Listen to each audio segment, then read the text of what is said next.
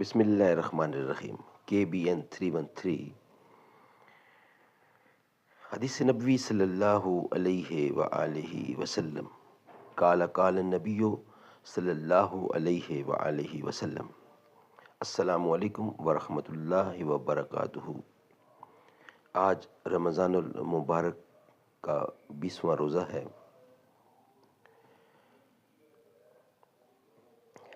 آج کی حدیث مبارکہ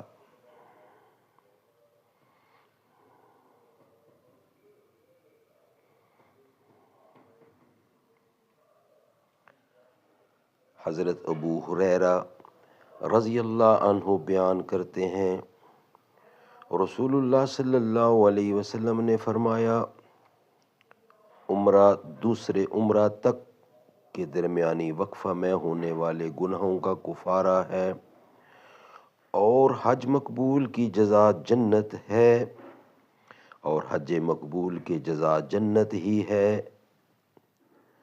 متفق علیہ کی یہ حدیث ہے۔ انا خاتم النبیین لا نبی بعدی، میں آخری نبی ہوں، میرے بعد کوئی دوسرا نبی نہیں آئے گا۔ جو دعویٰ کرے گا وہ مردود ہوگا، مرتد ہوگا۔